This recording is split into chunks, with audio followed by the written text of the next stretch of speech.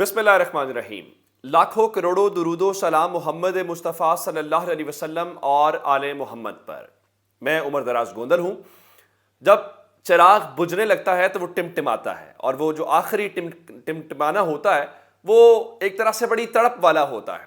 آج کی رات کوئی ایک ایسی ہی رات تھی، اور چیف جسٹس کو ایسا نہیں ہے کہ کوئی لگی لپٹی یا کوئی کارکن کی سطح پہ یا معمولی سطح پہ، چیف جسٹس کو جو کہتے ہیں دھمکی دینا، یا جس کو کہتے ہیں کن پٹی کے اوپر رکھ کے کہنا کہ یہ کرو ادروائز پھر دیکھا جائے گا۔ چیف جسٹس کو رات کو میں ایک مثال دینا چاہتا ہوں۔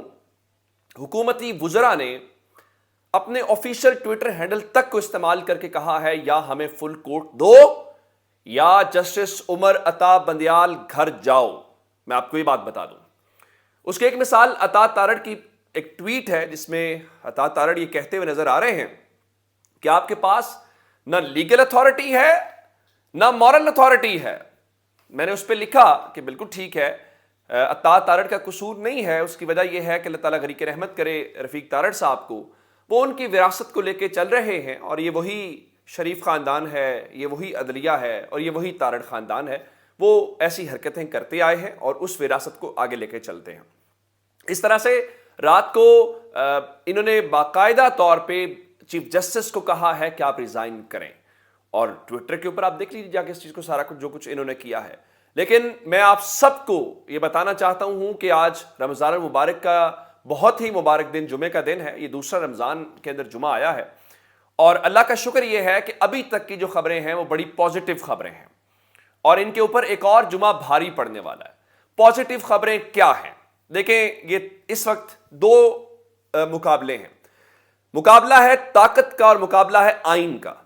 طاقت والے یہ کہہ رہے ہیں کہ آئین کے تحت آپ بے شک تاریخ کا اعلان کر دیں، آپ الیکشن کہہ دیں، ہم الیکشن پھر بھی نہیں کروائیں گے، اور شاید ایسا ہو۔ لیکن میں آپ کو یہ بات بتانا چاہتا ہوں، رات کو عمران خان نے بھی کہا کہ ہمارے لیے میٹر یہ نہیں کرتا کہ بینچ کون سا ہے، اس میں کون سے لوگ ہیں، ہمارے لیے صرف ایک سوال ہے، اور وہ سوال کیا ہے کہ کیا الیکشن 90 روز میں ہوتا ہے کہ نہیں ہوتا۔ اور پھر میں آپ کو ایک اور بات بتاؤں، یہ جتنی چیزیں اس بار ہوں گی، ہمیشہ جب پاکستان کے اندر کانسٹیٹیوشن ٹوٹا، جب غلط کام ہوا، تو جوڈیشری نے اس کو چھتری فراہم کی، امبریلا فراہم کی۔ یہ پہلا موقع ہے کہ عدلیہ کہہ رہی ہے کہ یہ غیر آئینی ہے اور یہ آئینی کام کرو۔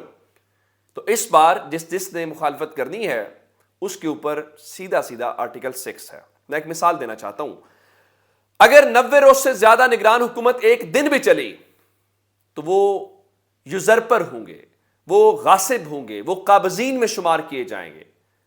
باقی فیصلہ کر لیجئے۔ اب میں بتانا آپ کو کیا چاہتا ہوں کہ اللہ کا شکر یہ ہے کہ آخری رکاوٹ کیا دور ہوئی ہے۔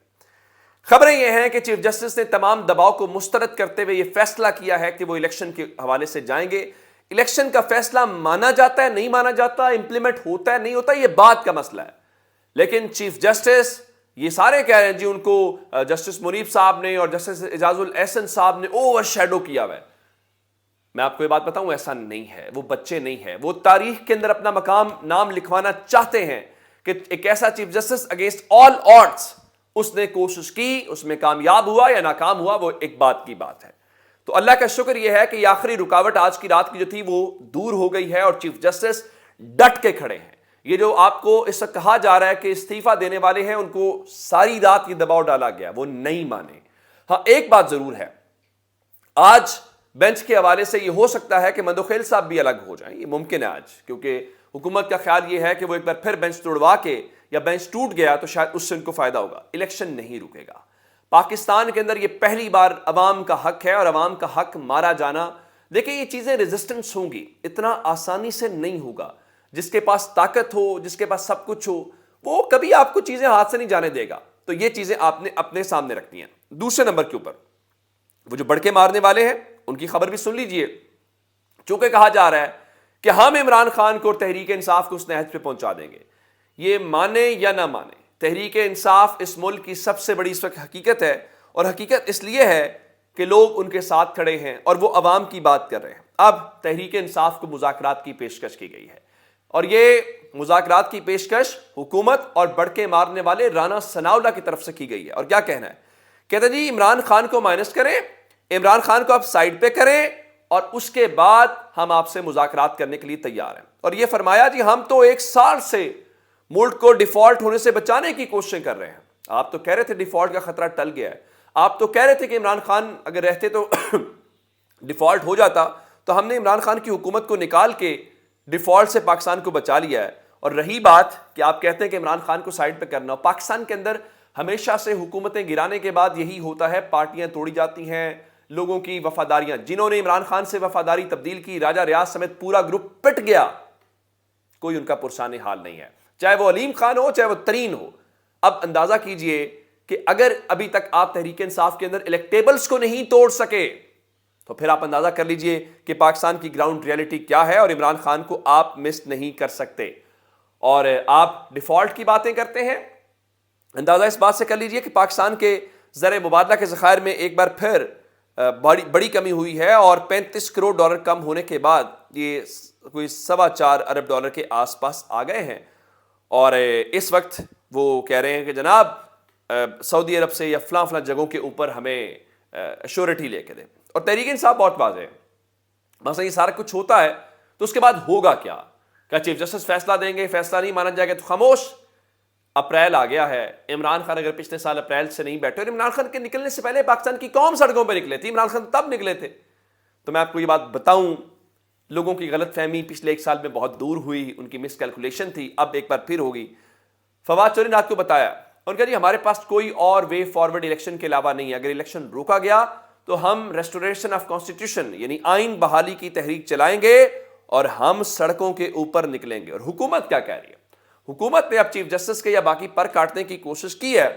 اب سب کو پتا ہے کہ وہ قانون نہیں بن سکتا، آئین کا آرٹیکل 191 سپریم کورٹ کو امپاور کرتا ہے کہ آپ اپنے رولز اینڈ ریگولیشن بنا سکتے ہیں۔ اب شاہد خاقان عباسی کیا فرما رہے تھے؟ وہ فرما رہے تھے جی اگر سپریم کورٹ نے اس قانون کو مسترد کیا تو ہم اسے دوبارہ پارلیمان میں لائیں گے اور اسے پاس کریں گے، دوبارہ پارلیمان میں آئے گا، اگر پھر مسترد ہوا، اس طرح سے ہم پاس کرتے رہے۔ حالانکہ علی ظفر صاحب نے سینٹ کے فلور کے اوپر بتا دیا تھا تحریک انصاف والوں نے کہ دیکھو آپ اس قانون کو پاس مت کریں، یہ قانون جو ہے وہ سٹرائک ڈاؤن کر دے گی سپریم کورٹ، اس لیے کر دے گی کہ یہ سیدھی سیدھی آئین کی خلاف ورزی ہے۔